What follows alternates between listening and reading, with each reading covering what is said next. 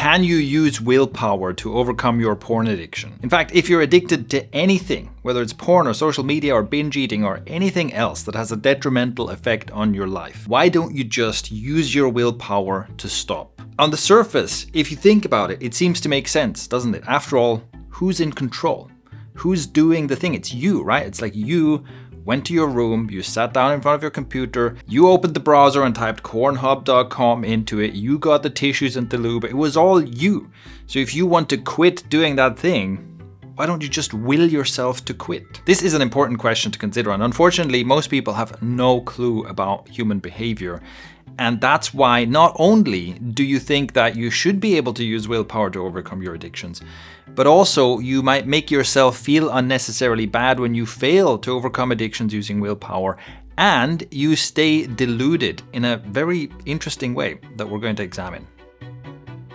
If you're familiar with my content, you probably already know that willpower is never part of what I recommend, simply because in most cases, it fails. And here's the deal. I think there are very few people, probably less than 1% of the human population, who have such a strong executive function that they can simply decide to do something and then do it, and that's it. Those are the types of people who might go, oh, I'm interested in pursuing athletics, and then they train super hard, never take a break, and then they go to the Olympics and win a medal, and then they go on to become neurosurgeons or astronauts or whatever, right? They just decide, hey, here's an ambitious goal and I'm just going to do the work, even if it's thousands of hours of difficult work. I'm just going to will myself to do it, and then I achieve the goal. But for the over 99% of the rest of us, it just doesn't work like that. And the normal human experience is that you decide to do something and you try really hard to do it. If it's something difficult, if it's some difficult goal you want to achieve, and then you experience all kinds of struggle. You experience laziness and resistance and procrastination and relapses and so on. Now, is this because we run out of willpower? Don't we have enough willpower or something like that? There's been some really interesting research into this, and for a while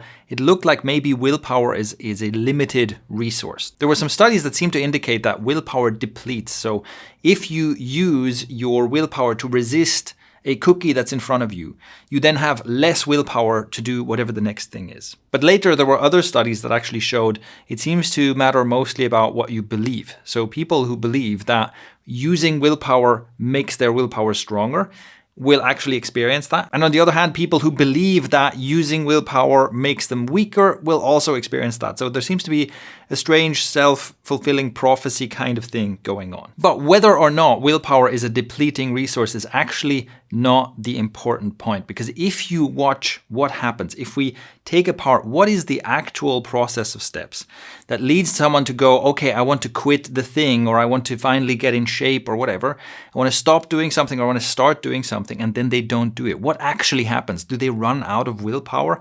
I think if you actually observe what happens moment to moment, that's not the case. Instead, what you'll find is that we make goals and we tell ourselves things when we're in a certain state. Maybe it's early in the morning and you feel quite good and you go, okay, today I'm going to change things and I'm going to quit my addiction, or I'm going to start getting in shape or something like that. You make a plan.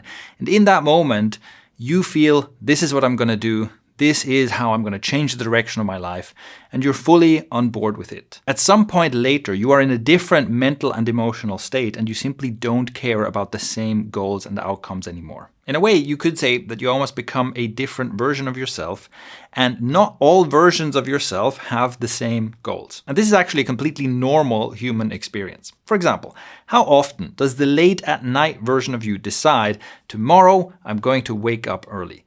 And in that moment, you believe, yes, that's what I'm going to do. That's the right thing to do. And you make that decision. But guess what?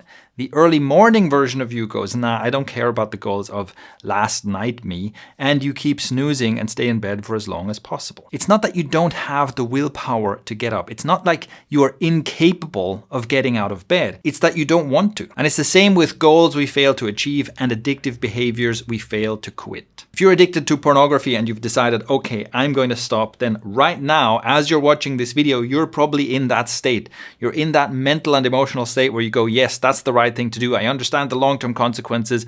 I have good reasons to quit. And that's what's real and alive and important for you right now. But then at some point later, something will trigger you. And you might see something sexual that triggers you. You might feel sad or lonely or stressed out or even just bored or unable to fall asleep. And in that moment, yes, you are perfectly capable, theoretically, of not watching porn. You are still in control of your hands.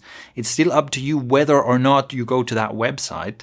But the thing is that in that moment, you just don't care anymore. And you go, oh, whatever reasons I had, it's not that important, or it's not that harmful, right? I was making too much of a deal out of it. I bet it's actually fine for me to watch porn. Don't worry about it, right? You start making excuses, or you tell yourself, oh, it's an exception, right? I'll do it today, but then never again. Or, I'll quit tomorrow or something like that. And you can do that over and over again. And that's how you stay addicted. This is a completely normal facet of human behavior, which is actually obvious if you observe yourself or observe other people. But we somehow tend to stay blind to it. We go around feeling like I am one single, unified, constant individual rather than, oh, there's many different sides of me that come out at different times. And all of this is why just trying really hard, just using your willpower, is an extremely poor way to try and accomplish any goal or quit any addiction. I'm not saying it's completely impossible. What I'm saying is that 99% of the time, it's just not going to work. And you have to have better strategies in place. And by strategies, I mean things like changing your environment to remove the things that trigger you most often. Things like having an introspective writing practice to actually bring awareness to what's going on inside me, and doing shadow work to actually meet those different parts of yourself and see if you can come to some kind of an agreement about your behavior.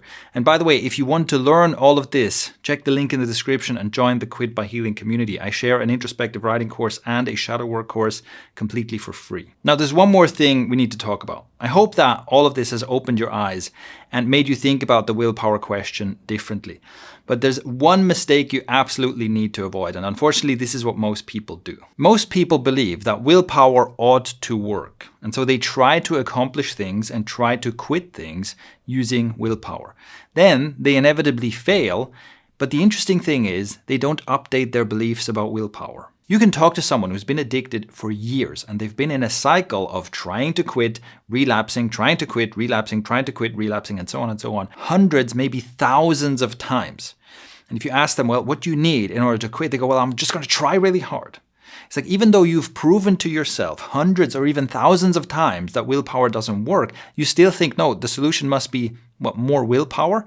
You think that maybe there's something wrong with me. Other people can just decide to do things and then they do them. But I uniquely am flawed and somehow I haven't been able to, bring my willpower online in the right way or something like that. Instead of looking at what's actually happening and believing what you see, you somehow stay deluded and you keep trying willpower even though you already know it doesn't work. So if there's only one thing you take away from this video, let it be this: you actually don't need me to answer any questions about willpower, because you can simply observe what is happening to you, what is happening to people around you, and believe what you see. If you're struggling with porn addiction and you want to learn the most effective strategies to actually quit this addiction without having to use willpower, make sure you subscribe, check out my other content, and also click the first link in the description where you can get access to the Quit by Healing program, which teaches you everything you need to know to overcome the addiction in 21 days or less.